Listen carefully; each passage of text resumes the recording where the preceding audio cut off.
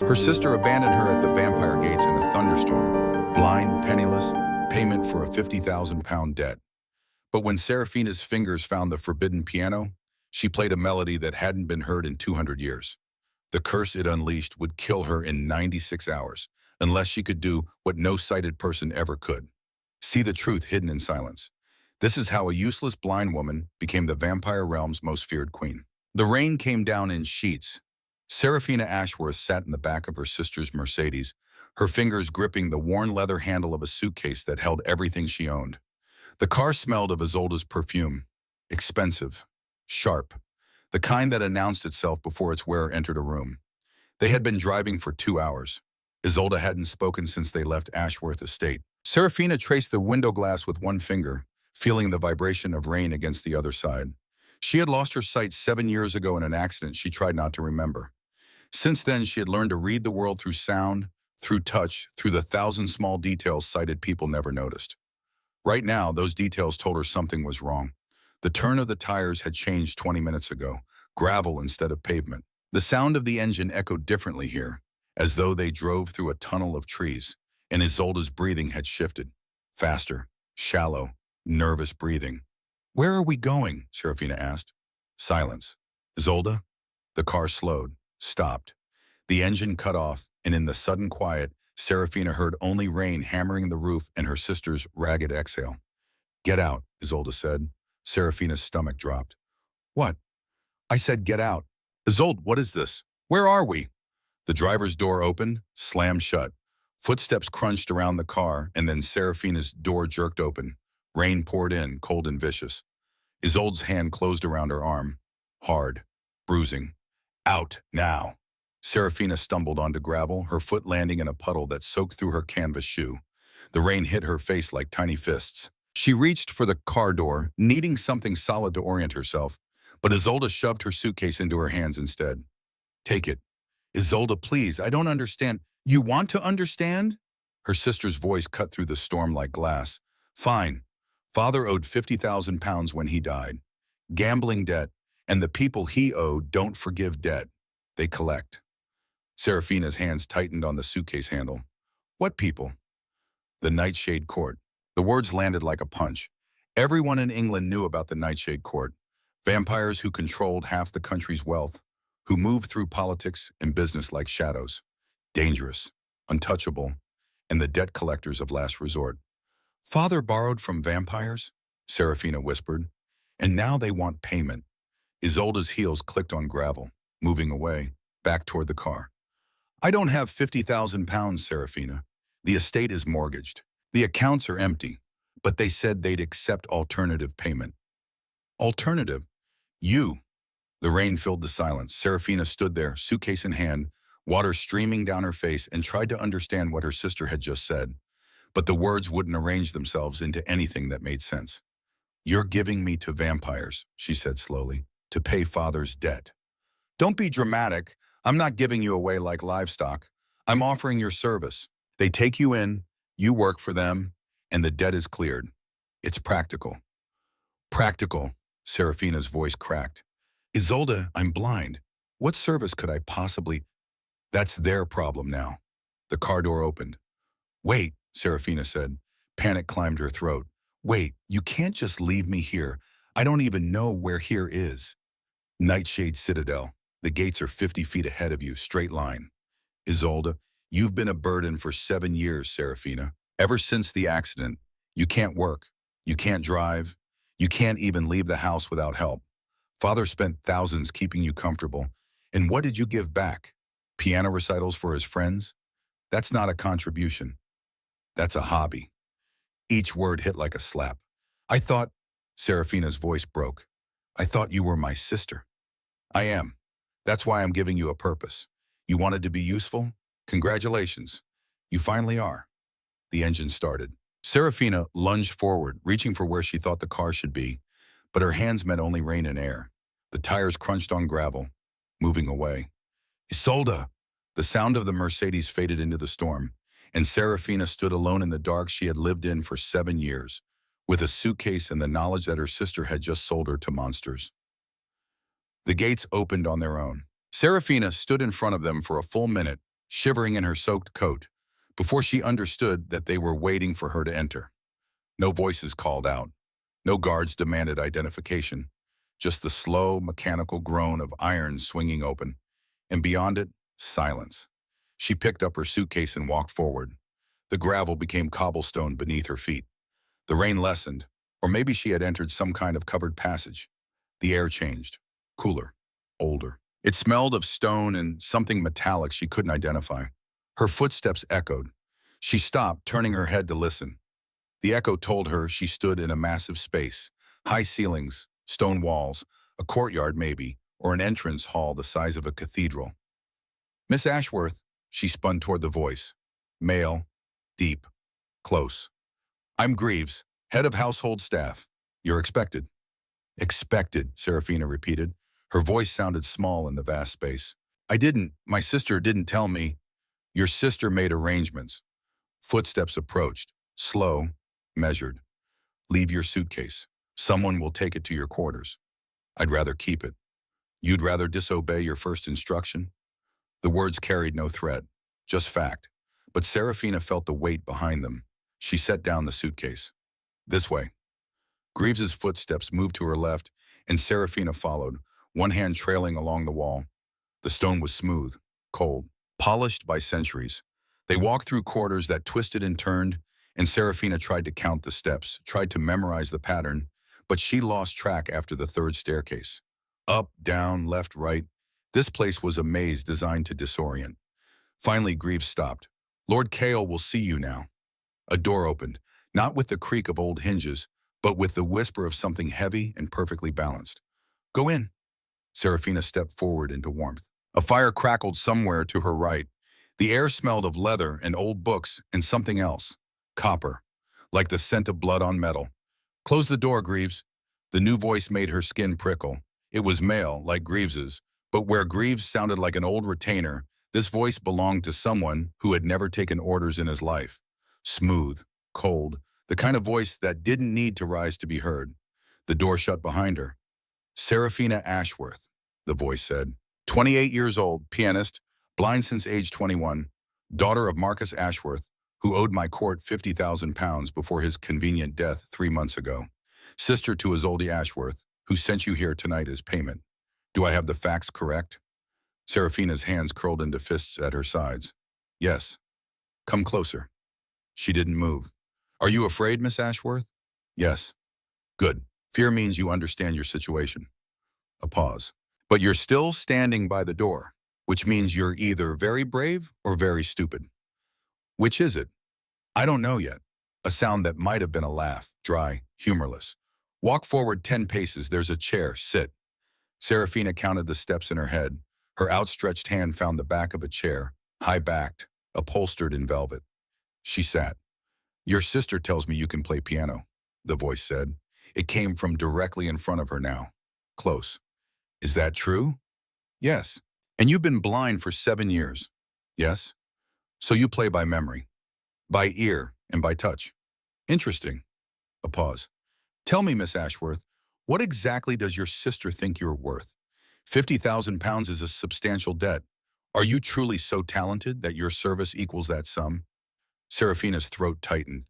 I don't know what my sister told you, but I'm not worth £50,000. I'm not worth anything. She said the same thing. The words hit harder than Isolde's betrayal. Then why am I here? Serafina whispered. Because your sister is desperate, and desperate people make interesting bargains. The voice moved, pacing maybe. She offered you to clear the debt. I accepted.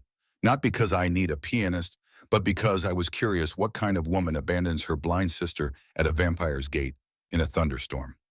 And what kind am I? The kind who thinks she's being clever. Serafina's head snapped up. What? Your sister knows something you don't, Miss Ashworth. Something about this citadel. Something she thinks will solve her problem permanently. I don't understand.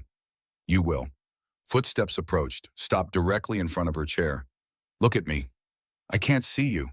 I know, look anyway. Serafina raised her face toward where she thought his voice came from. For a moment there was silence. Then she felt it, the faint displacement of air that meant someone leaning close. Too close. You have your mother's eyes, the voice said quietly. green, like sea glass.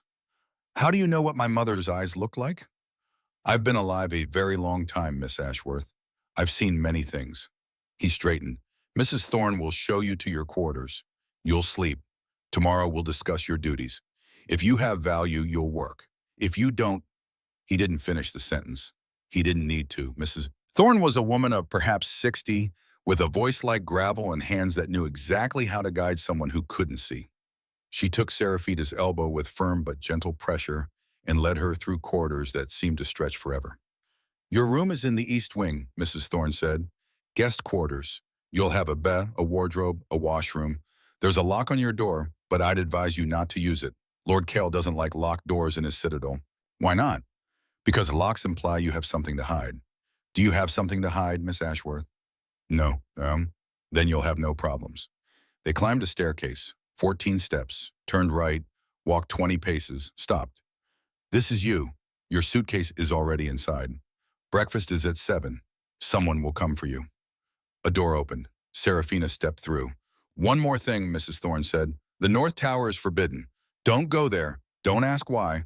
Just don't. No. Why would I? Because every person who comes to this citadel eventually hears about the North Tower and gets curious. I'm telling you now. Don't. There are rules here, Miss Ashworth.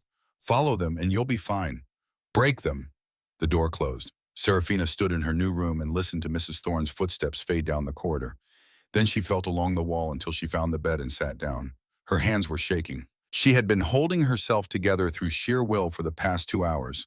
But now, alone in the dark that was both literal and metaphorical, the reality crashed over her. Isolde had abandoned her. Her own sister had driven her to a vampire citadel, left her at the gates like garbage, and driven away without a second glance. And now Serafina was here, in a place called Nightshade Citadel, surrounded by creatures who drank blood and lived forever, with no money, no allies, and no way home. She lay down on the bed fully clothed and pulled the blanket over herself. And for the first time in 7 years, since the accident that took her sight, Serafina Ashworth cried herself to sleep. She woke to silence. Not the normal silence of night, but the profound quiet of a place so deep underground or so far from anything living that even the air seemed still. Serafina sat up, disoriented. Her internal clock told her it was late, past midnight maybe, but she had no way to be certain. The room smelled faintly of lavender and old wood. She should go back to sleep. She should stay in this room, follow the rules, and wait for morning. But Serafina had spent 7 years being told what she should do. Be careful, Serafina. Don't go out alone, Serafina. You'll hurt yourself, Serafina. Stay where it's safe. And where had that gotten her? Abandoned at vampire gates. She stood up. The door opened without sound. Well-oiled hinges.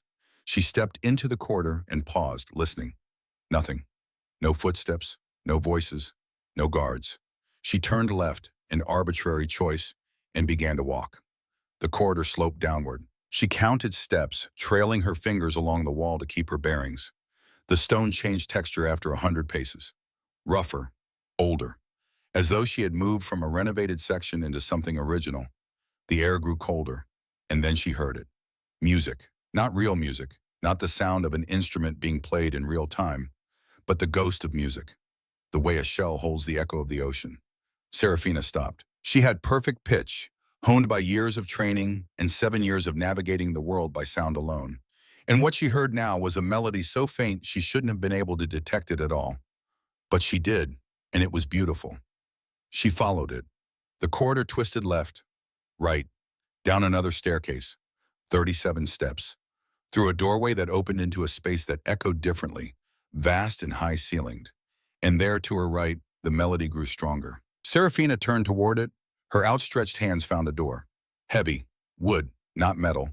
The surface was carved with designs she couldn't see but could feel beneath her fingertips. Swirls, patterns, and in the center something that felt like musical notation. The door was locked, but when Serafina's hand closed around the handle, it turned. The lock clicked open. The door swung inward on hinges that whispered like breath, and the music poured out. The room smelled of dust and secrets. Serafina stepped inside and the door closed behind her with a soft click. She stood very still, listening. The melody was stronger here. Still not loud enough to be real playing, but present, like the room itself remembered music. She walked forward slowly, hands outstretched. Her fingers brushed fabric. Curtains, maybe. Then wood. Smooth and polished. A piano. Her hands moved across its surface with the reverence of someone touching something holy.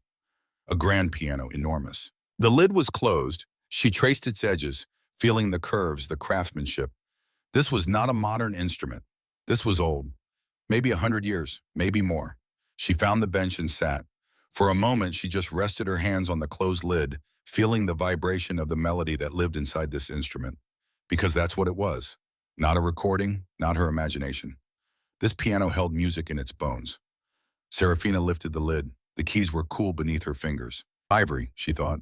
Real ivory, which meant this piano was very old indeed. She played a single note, middle C. The sound filled the room. Pure, perfect, resonant. And beneath it, so faint she almost missed it, another sound, like a voice, a whisper. Play. Serafina's hands moved to the keys. She didn't know what she was going to play. She hadn't planned this. But her fingers knew. They found the notes as though they had always been there, waiting. A melody in a minor key. Slow, mournful, beautiful. It poured out of her like water from a broken dam, and Serafina played without thinking, without questioning, just letting the music flow through her fingers into this ancient instrument that seemed to drink in every note like rain. The melody built, crescendo, then softened, diminuendo. 47 notes that spiraled through variations and landed finally on a single sustained chord. Silence. Serafina lifted her hands from the keys and heard the crash. Something inside the piano, not the strings but deeper, gave way with a sound like breaking glass. She jerked back as something heavy fell onto her lap. A book. She lifted it, leather-bound, old. The cover was smooth except for a symbol embossed into the center. She traced it with her fingers. A circle, a crescent, a star, and then she felt the pain. It started in her hands, a burning that spread up her wrists like fire racing along a fuse. Serafina tried to drop the book, but her fingers wouldn't release it. They had locked around the cover, muscles seizing. The pain intensified. She gasped, falling off the bench. The book hit the floor. Her hands. She could feel something on her hands, raised, warm, spreading, veins, but not normal veins. These felt wrong, hard, like obsidian growing beneath her skin. Serafina tried to scream, but the air wouldn't come. And then the door exploded inward. "What have you done?" The voice from earlier. Lord Kale, but different now, not cold, terrified. Hands grabbed her shoulders, lifted her. She heard him shouting, but the words blurred together. Her entire body felt like it was burning from the inside out. She managed one word. "Help!" Then darkness took her. She woke to arguing. Should have told her about the North Tower. I did tell her. I specifically said, saying don't go there to a frightened woman in a strange place is not the same as explaining why, Mrs. Thorne. My lord, with respect, no one has entered that room in 200 years. The wards failed. That's impossible.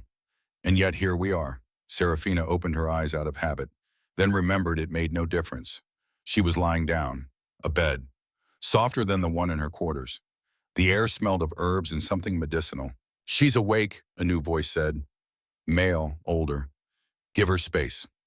Footsteps retreated. Someone sat on the edge of the bed. Miss Ashworth, can you hear me? Yes, she whispered. Her throat felt raw. I'm Dr. Cassian Vale. I need to examine your hands. May I? She lifted them. Gentle fingers took her wrists, turning her hands palm up, then palm down. A sharp inhale. Well, Lord Kale's voice. Close by. It's exactly as I feared, Dr. Vale said. Widow's Requiem curse. I haven't seen one of these in 3 centuries. How long does she have? A pause. 4 days, 96 hours from the moment of activation, which I estimate was approximately 3 hours ago. Serafina's stomach dropped. 4 days until what? No one answered. Until what? She repeated, her voice rising. Dr. Vale's hand patted hers gently.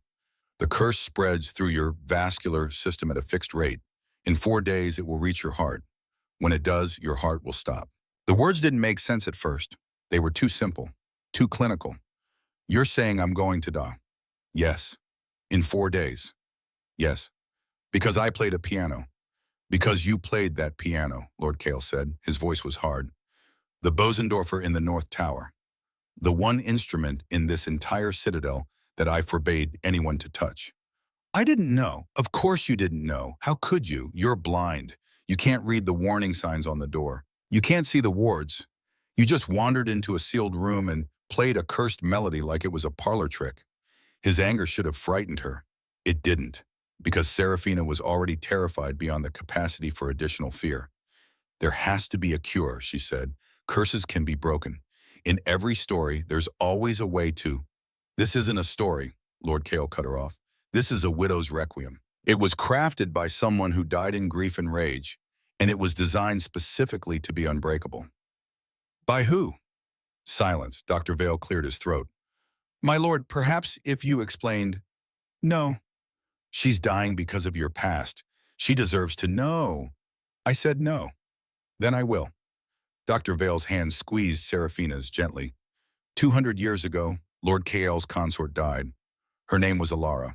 The melody you played was her final composition. She wove a curse into it so that anyone who played it would die exactly as she did. Why? That, Dr. Vale said carefully, is Lord Kael's story to tell. Lord Kael's voice came from across the room now, cold again, distant. Get out, both of you. My lord. Out. Footsteps retreated, a door closed, and then it was just Serafina and the vampire who had just sentenced her to death by placing her in a citadel with a cursed piano. She sat up slowly. The obsidian veins crawled up her forearms like black ivy. She could feel them. Hard. Wrong. You put me in a room 50 feet from a cursed piano, she said quietly. You didn't tell me about it. You just said don't go there and expected that to be enough. Yes. Did you know my sister sent me here to die? A pause. I suspected. And you said nothing. Why would I? Your sister's motives are not my concern. I'm going to die in 4 days because you put me in this place. You're going to die in 4 days because you couldn't follow a simple instruction. Serafina stood. The room tilted, but she steadied herself. Then I'll find another way, she said. There is no other way.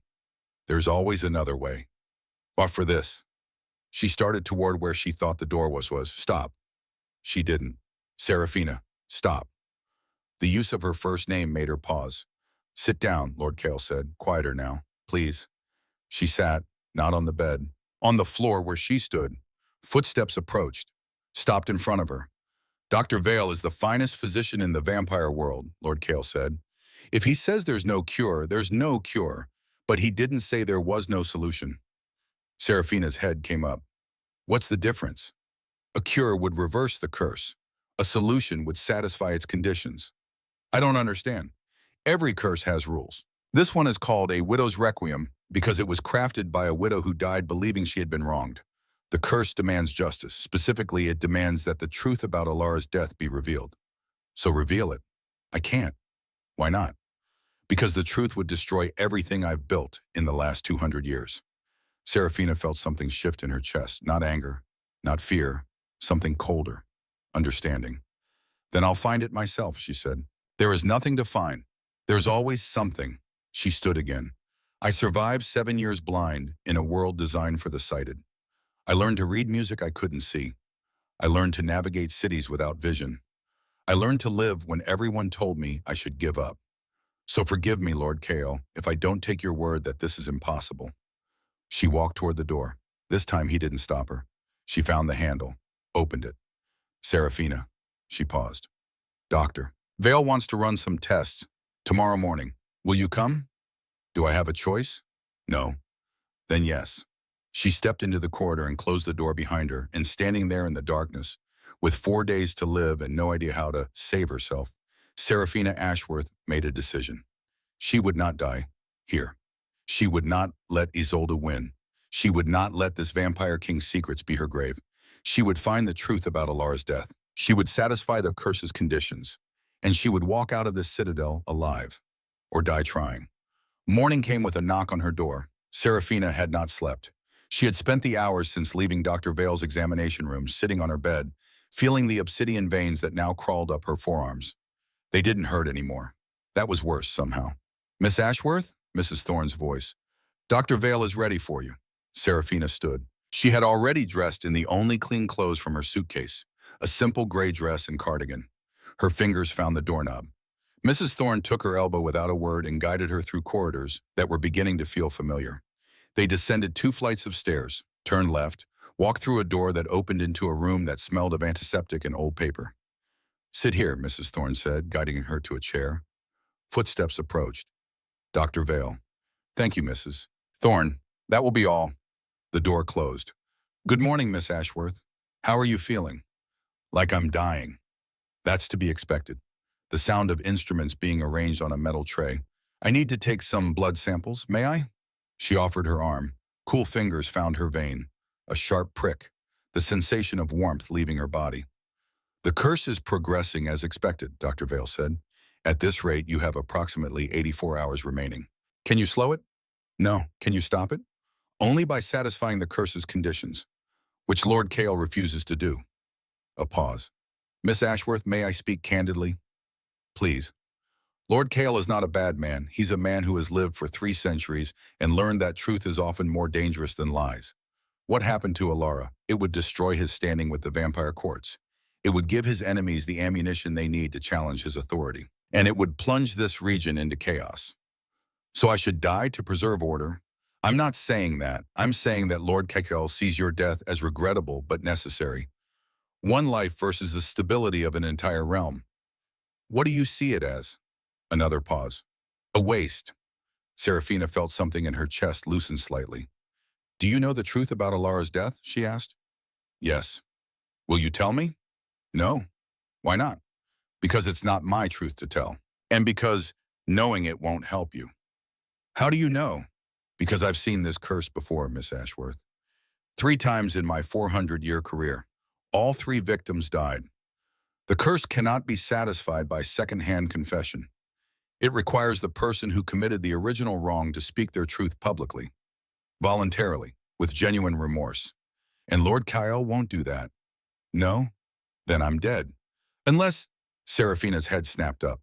"Unless what?" "Doctor." Vale was quiet for a long moment. When he spoke again, his voice was careful.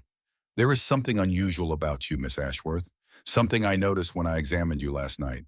Your blood work shows traces of an extremely rare genetic marker. We call it Vale sight. What does that mean?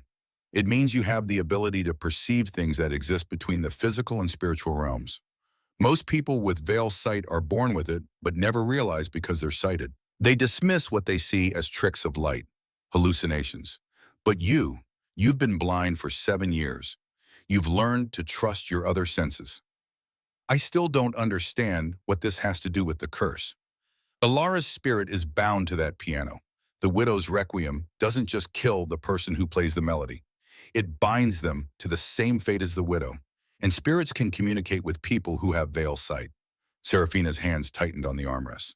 "You're saying Alara's ghost can talk to me? If you learn to listen, yes. And she could tell me the truth about her death. Possibly, but even if she does, it won't break the curse. Only Lord Kale's confession can do that." "Then what's the point?" "The point, Miss Ashworth, is that you would have information, leverage, a weapon. And weapons can be used to force people to do things they'd rather not." Dr. Vale's hands closed gently around hers. "You have 4 days to convince a 300-year-old vampire king to destroy his own reputation. I've just given you the only tool that might work. What you do with it is up to you." She heard the whisper that evening. Serafina sat in her room, hands folded in her lap, feeling the curse veins pulse beneath her skin. They had reached her elbows now. 72 hours left. And then so faint she almost missed it. 4 days. Serafina went very still. The voice was female, soft, sad. 4 days to find what he stole. 4 days to make him confess. "Alara," Serafina whispered. "He won't tell you the truth. He's afraid." "Afraid of what?" "Of being seen for what he is." "What did he do?" Silence. "Then find the proof. Hidden where he buried me." "What proof? Where?" "The journal. Find it and you'll know everything." "Where are you buried?" The whisper faded. Serafina sat in the dark, her mind racing. Alara's ghost was real. Dr. Vale had been right. And if the ghost was right, there was proof somewhere in this citadel. A journal. Evidence of what Lord Kale had done. If she could find it, she could force him to confess. She stood up. 72 hours. 3 days to find a journal in a citadel the size of a castle. 3 days to uncover a truth that had been buried for 200 years. 3 days to save her own life. The door opened beneath her hand, and Serafina Ashworth walked into the corridor, not knowing where she was going, but knowing one thing with absolute certainty. She would not die in silence. The knock came at dawn. Serafina had been awake for hours, lying in bed and listening to Alara's whispers. They came and went like tide, sometimes clear, sometimes so faint she thought she imagined them. The crypt. Look in the crypt. Miss Ashworth, Mrs. Thorne's voice through the door. You have a visitor. Serafina sat up. Who? Your sister. Every muscle in her body went rigid. Send her away. She says it's urgent. I don't care. I don't want to see her. A pause. Miss Ashworth, she's in the receiving room. Lord Kale has granted her an audience. If you don't come, she'll speak with him privately. Is that what you want? No, it absolutely was not, because Isolde was here for a reason, and that reason was not concern for her sister's well-being. Give me 5 minutes. She dressed quickly. The black veins were visible now even through her sleeves. She pulled on gloves, thin cotton ones that hid nothing, but at least they were something. Mrs. Thorne guided her to a room that smelled of roses and old money, expensive furniture, polished wood, and underneath it all, Isolde's perfume. Serafina, her sister's voice. Warm, concerned, completely fake. Oh my God, are you all right? I heard about the accident. It wasn't an accident, and I came as soon as I could. When Lord Kale's people contacted me. Stop. Serafina walked forward until she stood where she thought Isolde sat, close enough to be intimidating.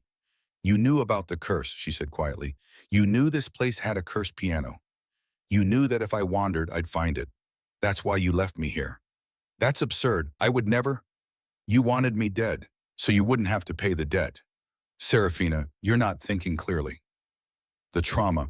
I'm thinking very clearly. She leaned down. And in 3 days, when I'm dead, you're going to stand at my grave and pretend to cry. But we both know the truth, don't we? Isolde's chair creaked, standing. You have no proof. I don't need proof.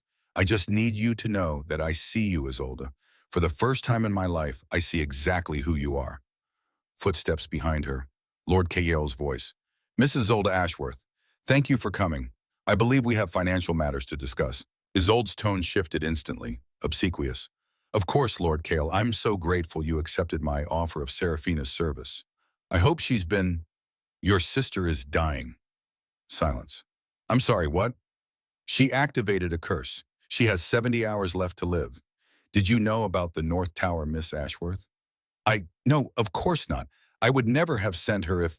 Interesting, because according to my records, you asked very specific questions about the Citadel's layout when you negotiated the debt repayment. Questions about forbidden areas. Questions about what would happen if someone entered those areas. Serafina heard her sister's breathing change. Faster. Panicked. I don't know what you're implying. I'm implying, Lord Kale said, his voice cold as winter, that you sent your sister here hoping she would die, which means you attempted to defraud my court. The debt was to be repaid through her service. If she dies, the debt remains. That's not, you can't, 50,000 pounds, due immediately, or you take your sister's place in the Citadel and we discuss other forms of payment. Isolde's voice turned vicious. She's going to die anyway. Why does it matter? Because it matters to me. The room went silent. Serafina stood very still, trying to understand what had just happened. Lord Kale was defending her. You have until noon to transfer the funds, he said. Greaves will show you out. Footsteps retreated, a door slammed, and then it was just Serafina and the Vampire King who refused to save her life, but apparently refused to let her sister profit from her death. Why did you do that? She asked. Because your sister is a parasite, and I dislike parasites. That's not an answer. A pause. You're going to die in 3 days, Serafina. The least I can do is make sure you die knowing your sister didn't win. She turned toward his voice. I'm not going to die. Yes, you are. No. She pulled off her gloves, held out her hands, let him see the black veins that crawled up her arms like death made visible. I'm going to find Alara's journal. I'm going to learn the truth, and I'm going to make you confess it. How? I don't know yet, but I have 3 days to figure it out. She walked toward the door. Serafina. She stopped. If you find the journal, Lord Kael said quietly, if you learn the truth, you'll understand why I can never speak it aloud. She smiled. It was not a kind smile. Then I guess we'll see which matters more, Lord Kael. Your secrets or my life? She opened the door and walked out.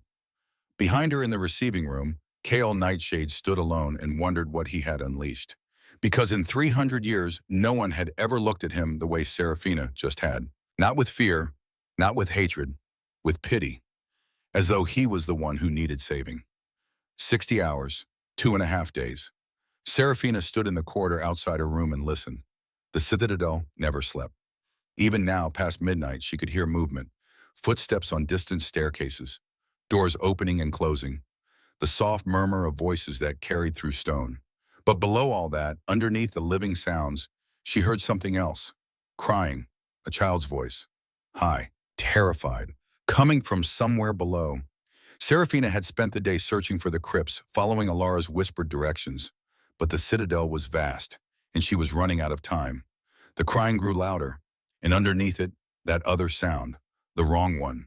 A second voice layered over the child's, deeper, scraping against her ears like fingernails on glass. Possession. The word came unbidden, but she knew it was right, because she could hear the wrongness. Veil sight. Seraphina placed both hands flat against the door to her left. The crying came from beyond it. The door was locked, but she heard footsteps approaching from the other side. Someone unlocked it, and suddenly Seraphina was face to face with a vampire she didn't know. Male, young-sounding. His breath smelled of copper. You can't be here, he said. I heard crying. That's none of your concern. It's a child. It's a cursed child. Court wizards are handling it. By doing what? The vampire didn't answer. Seraphina pushed past him. Hey! She descended stairs by feel, 23 steps. The crying grew louder, and underneath it, that other voice, the wrong one. The dungeon opened into a large chamber. She could tell by the echo, 6 people, maybe 7, all breathing in the slow, controlled way vampires did when they were trying to stay calm. And in the center, chained to something metal, a small body thrashed and screamed. No other option, a male voice was saying. We can't just kill a child. Female, uncertain. It's not a child anymore. Look at its eyes. There has to be another way. There isn't. The possession is too deep. If we don't end this now, the spirit will consume the body entirely. Seraphina walked forward. Stop. A hand grabbed her arm.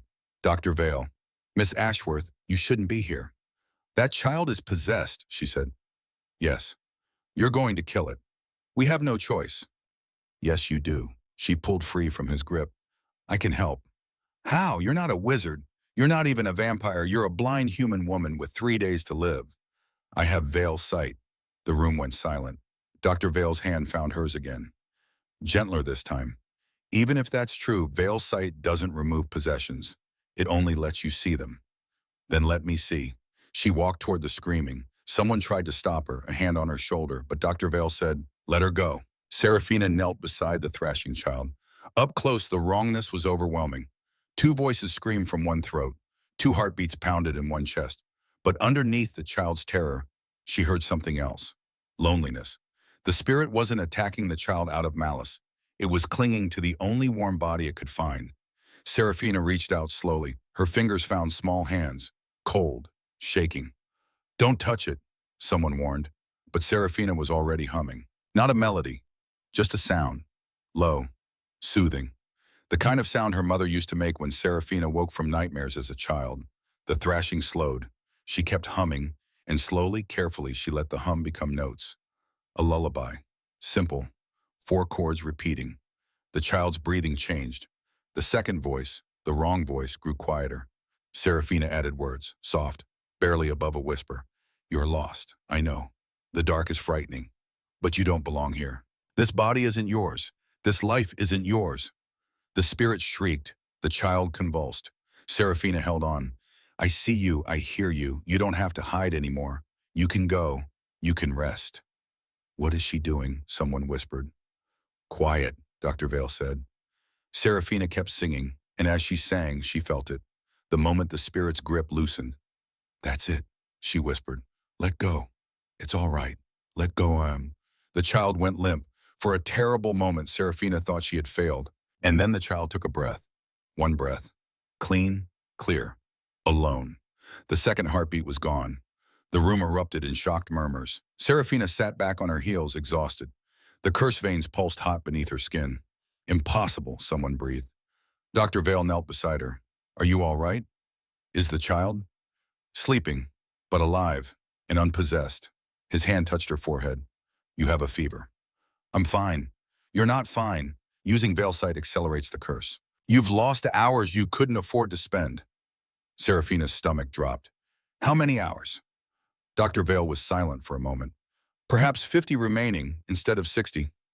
50 hours, just over 2 days. Then I need to find that journal faster.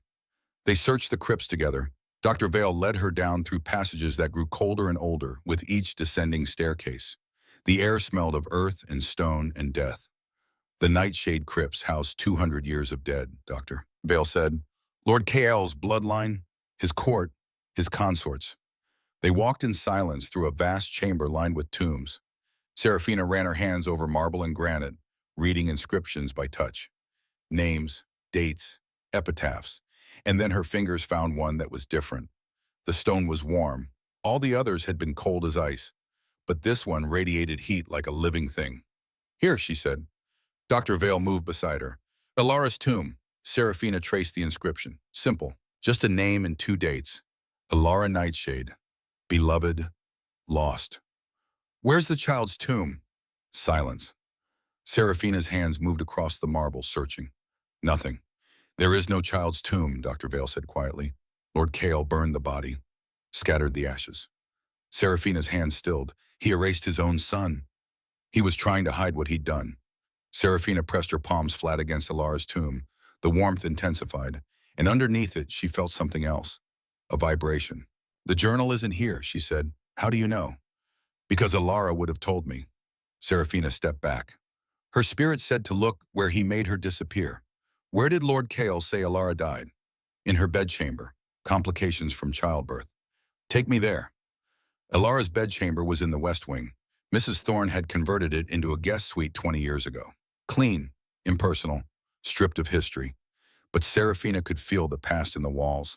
She moved through this room slowly, hands outstretched, listening. The floor creaked in one corner. Old wood, warped. She knelt, pressed her ear to the floorboards, and heard it. A hollow sound, an empty space beneath. Dr. Vale, there's something under here. He knelt beside her. A hidden compartment? I think so. They pried up 3 floorboards with tools Dr. Vale retrieved. And beneath, in a space just large enough for a book, Serafina's fingers found leather. The journal. She lifted it carefully, old, cracked, but intact. Open it, Dr. Vale said. Serafina's hands trembled. She couldn't read it, but she opened it anyway. And as her fingers touched the first page, she heard Alara's voice. Not a whisper this time. A scream. The vision hit her like a wave. She saw, actually, for the first time in 7 years, a bedchamber lit by candlelight, a woman lying in blood-soaked sheets, pale, exhausted. A man kneeling beside her, holding a tiny silent baby. Lord Kael, younger, desperate. Please, he was saying, please drink. Just a little. It will save him. But the woman, Alara, was shaking her head. Let him go. He's gone. Let him go peacefully. I can't. I won't lose you both. You already have. Kael bit his own wrist, forced blood into the baby's mouth, forced it down the tiny throat. The baby's eyes opened and screamed. Alara lunged for her child, but she was too weak. Stop! You're hurting him! Stop! But Kael didn't stop. Not until the baby went silent. Not until the tiny body went limp. Alara stared at her dead son, at her husband, at the blood on his hands. What have you done? She whispered. I tried to save him. You tortured him. Alara, get out! Get out! The vision shifted, hours later. Alara alone, writing in a journal with shaking hands. A knock at the door. Not Kael. Another man, tall, silver-haired. My lady, Lord Kael asked me to check on you. I don't want to see anyone. He's worried. The man, Lord Brennan, stepped into the room, closed the door. Alara looked up at him. He killed our son. It was an accident. It was torture. Lord Kael was trying to save the child. He was trying to save himself from grief. Alara held up the journal. I've written it all down. Everything. When I'm strong enough, I'm going to the council. I'm going to tell them what he did. Brennan's expression didn't change, but his hand moved to the dagger at his belt. I can't let you do that, my lady. Ilara stood, back toward the window. What are you? Lord Kael is the only thing holding this court together. Without him, we descend into chaos. If the council learns what he did, that he broke the turning law, that he tortured an infant, they will execute him, and everything we've built will fall. Then let it fall. I've served this court for 200 years. I won't let it collapse because of one woman's grief. He drew the dagger. Ilara's back hit the window. Brennan, please. I'm sorry, my lady, but you've given me no choice. He lunged. She tried to dodge, but she was weak. Weak from childbirth, from blood loss. The dagger missed her heart, hit her shoulder instead. She stumbled backward, through the window, into nothing. The vision ended. Serafina gasped, her hands releasing the journal as though it had burned her. Dr. Vale caught her as she swayed. What did you see? She told him, every detail. When she finished, Dr. Vale was silent for a long time. Lord Brennan, he finally said. He's been Kael's chief advisor for 200 years. He still is. He murdered Ilara and made it look like suicide. Does Lord Kael know? No, he believes what everyone believes, that Ilara threw herself from the window in grief. Serafina's hands clenched into fists. We have to tell him. And tell him what? That his most trusted advisor murdered his wife? Based on a vision? It's not just a vision, it's the truth. Can you prove it? Serafina opened her mouth, closed it. No, she couldn't prove it. Then what do I do? She whispered. Dr. Vale picked up the journal carefully. You keep this. You learn everything in it. And when the time comes, when you're in front of the council, you use it. The council? Lady Nyx has demanded proof of your gift. She wants you to perform. Tomorrow night. If you succeed, they'll recognize you as a true Veil Walker. If you fail, they'll kill me. Probably. Serafina laughed, a broken sound. So I have two choices. Die from the curse in 48 hours, or die tomorrow night when I fail to prove my abilities. Actually, you have a third choice, which is succeed. Serafina sat in her room with Ilara's journal, listening to the ghost whisper the words she couldn't read. The journal contained everything. Ilara's pregnancy, the difficult labor, the 3 minutes her son lived, Kael's desperate attempt to save him. And then, at the end, Ilara's final entry, he won't let me grieve. He took Dorian's body and burned it. He said it was to hide what he did, but I know the truth. He burned my son because he couldn't stand to look at his own failure. And now he's rewriting history, telling the court the baby was stillborn, erasing my child as though he never existed. I will not be silent. I will not let him bury the truth. If I die tonight, let this journal speak for me. Ilara had died that night, but not by her own hand, by Brennan's. A knock at the door made Serafina jump. Miss Ashworth, it's Lord Kael. She hid the journal under her pillow. Come in. The door opened. Footsteps entered, the scent of night air and blood. I heard what you did, Kael said, with the possessed child.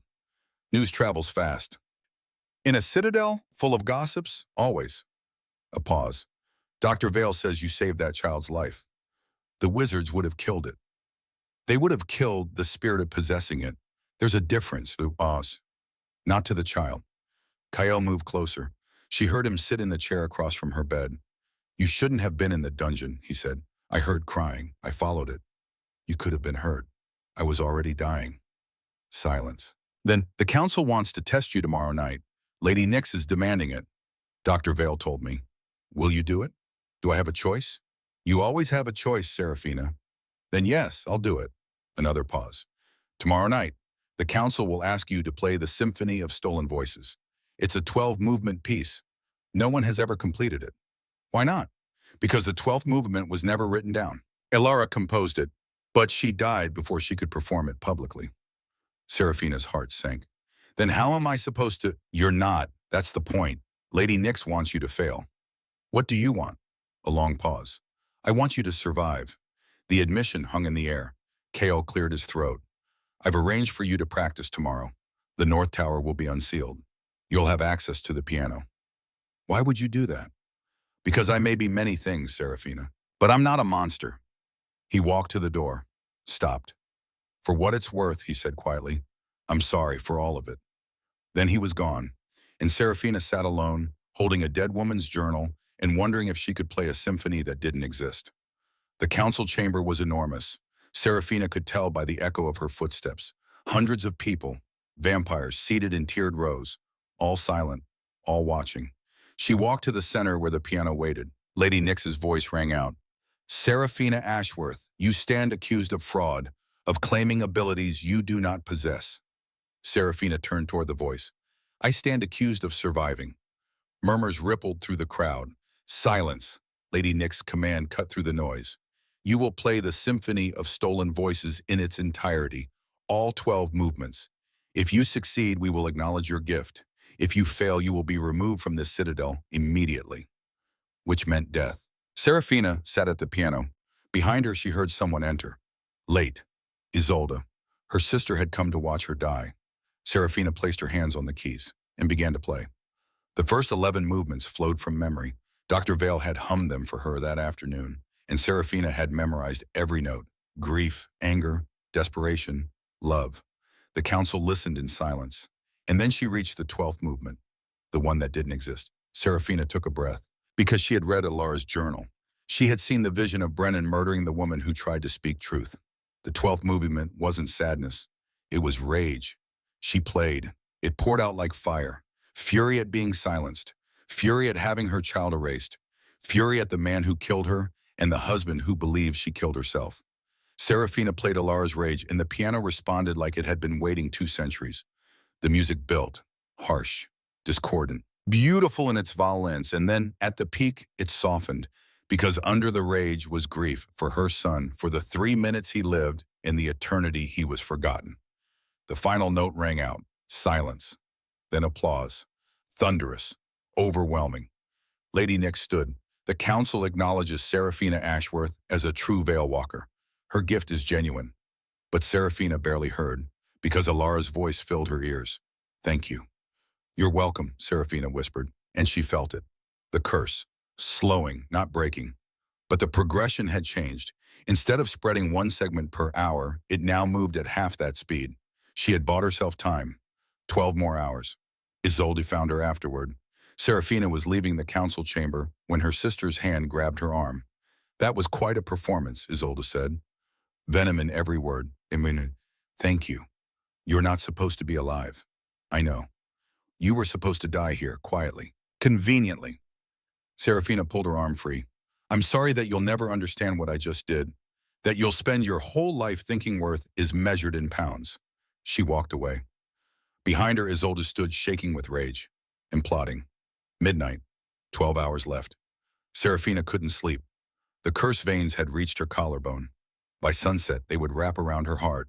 Unless she could make Kale confess. Unless she could expose Brennan. A knock at her door. Come in. Kale entered. You were extraordinary tonight, he said. I played music.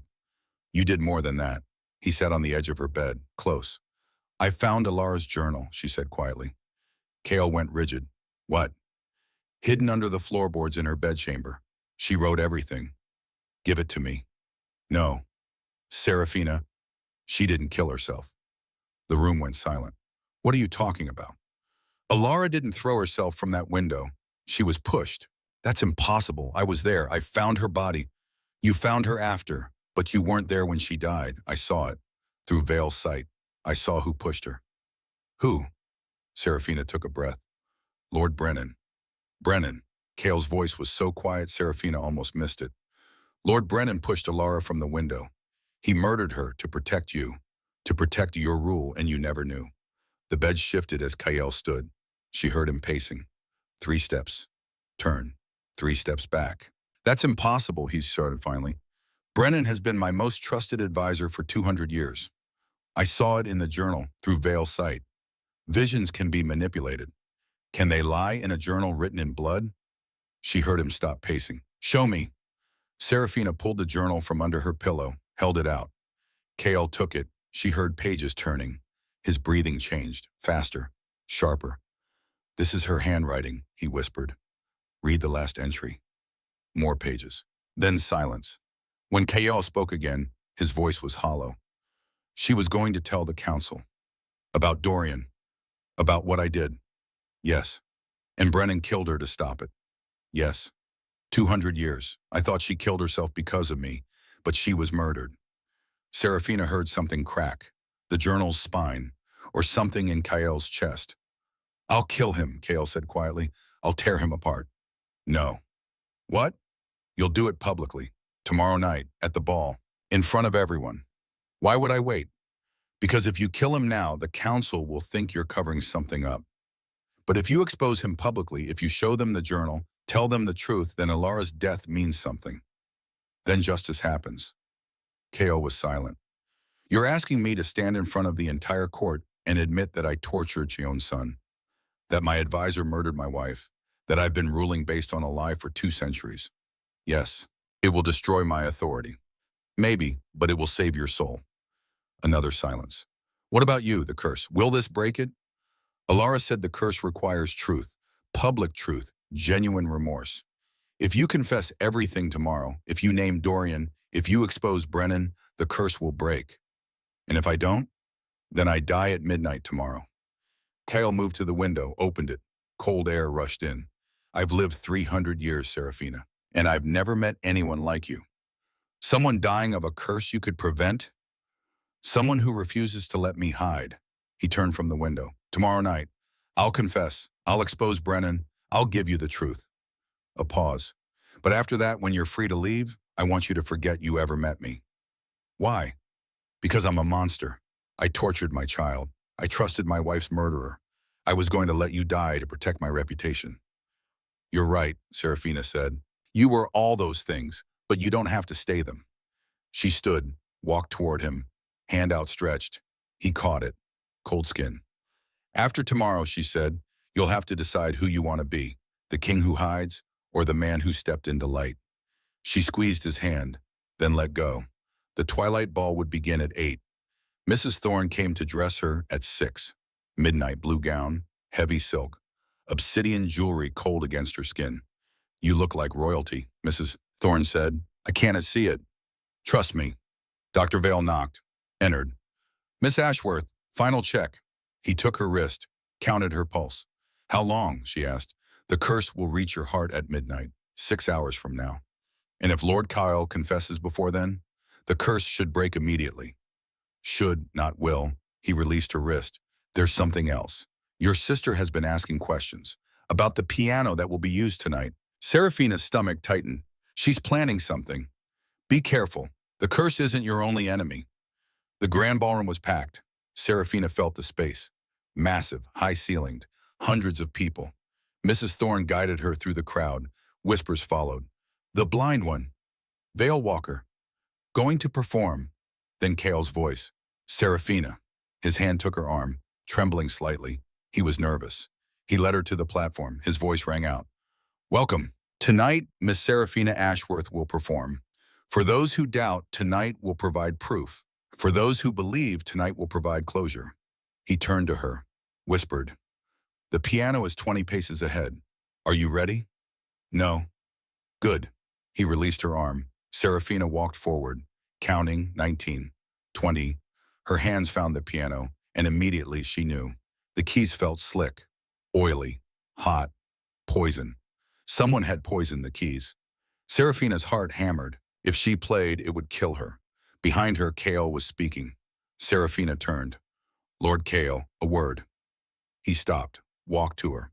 What's wrong? She grabbed his hand, pressed it to the keys. He jerked back. Silverthorn poison. Who? Isolde.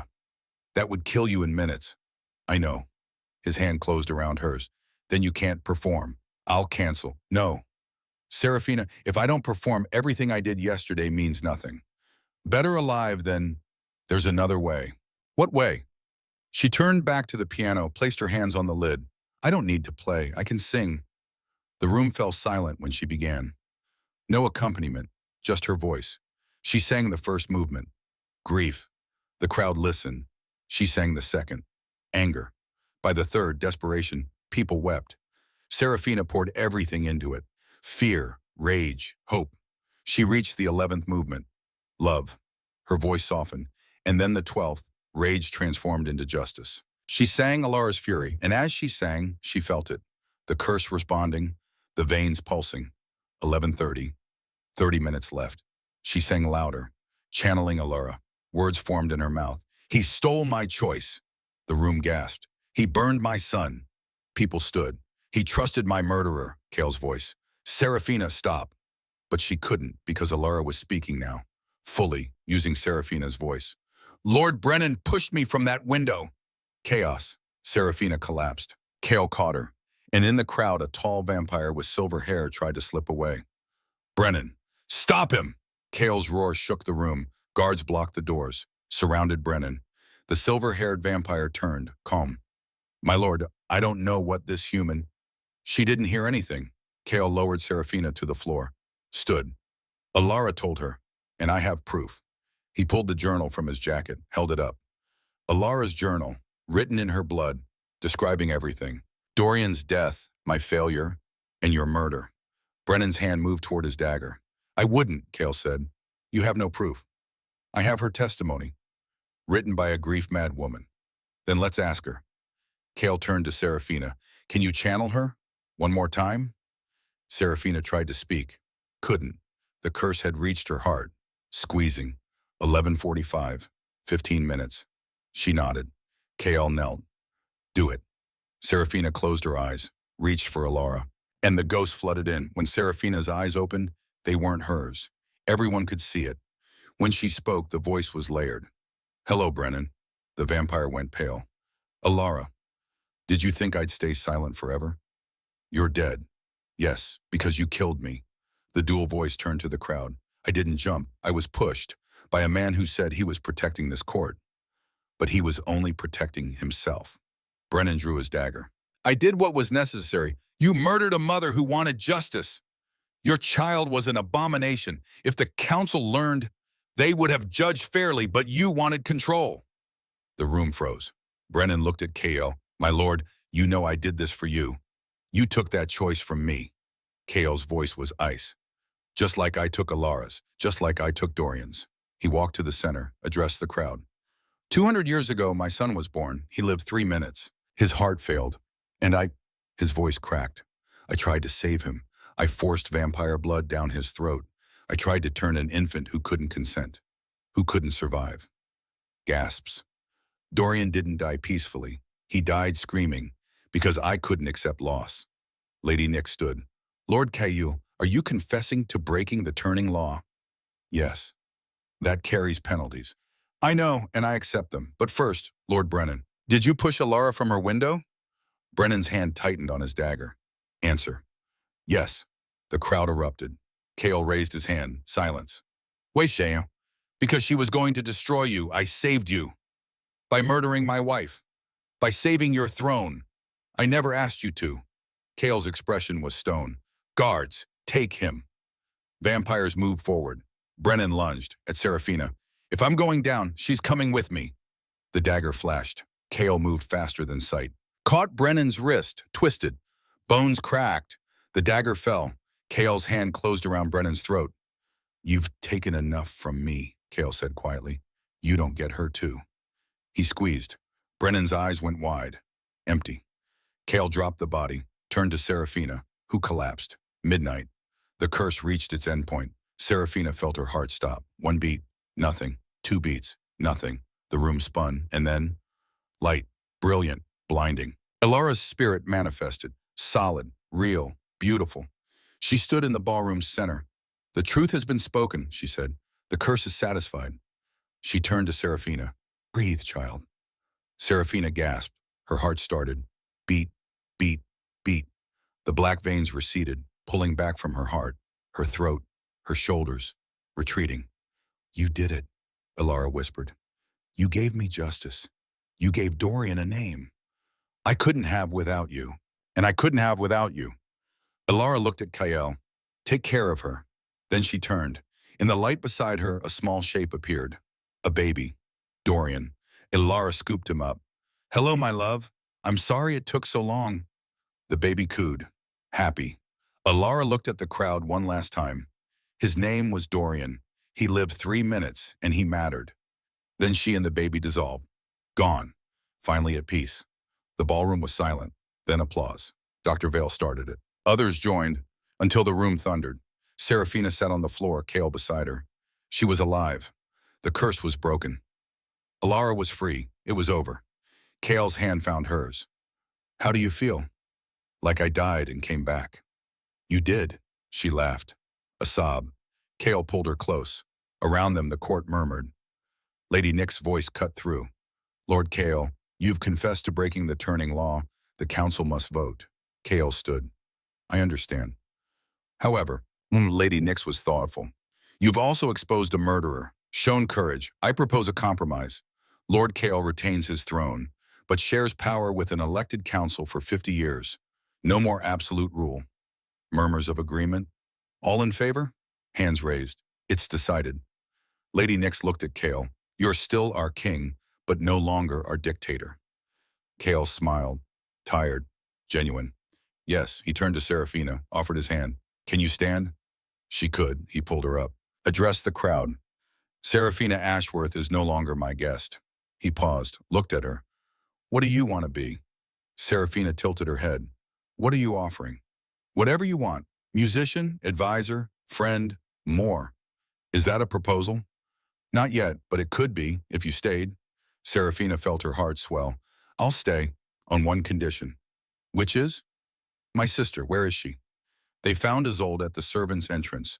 Guards brought her back in chains. She looked at Serafina with hatred. You were supposed to die. I know. I paid for that poison. I know.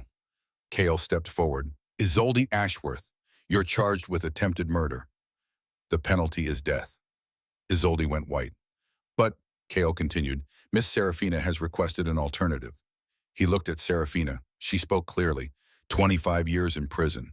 And the debt, £50,000, transfers to her. She'll work it off, every penny.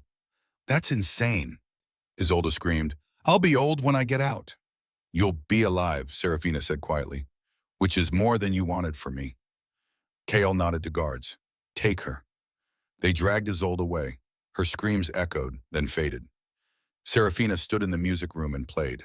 Not a cursed melody, just a lullaby. Her hands rested on her stomach as she played. Small, growing. Kale entered, wrapped arms around her. How are you feeling? Nauseous, happy, terrified. That sounds right. She leaned back. Did you visit Isolde? I did. What did she say? That you're a witch who stole her life. Did you tell her about the baby? I did. And? She threw her dinner tray. Serafina laughed. Kale's hand covered hers on her stomach. Play something for them. Them? Dr. Vale says twins. Twins. Twins. She took a breath, then played. A lullaby Alara had started. Serafina had finished it. She called it Dorian's song. And as she played, she felt Kyle's hand tighten, felt the babies move, felt the future. The music filled the room, and somewhere in the space between worlds, a mother and son listened and smiled.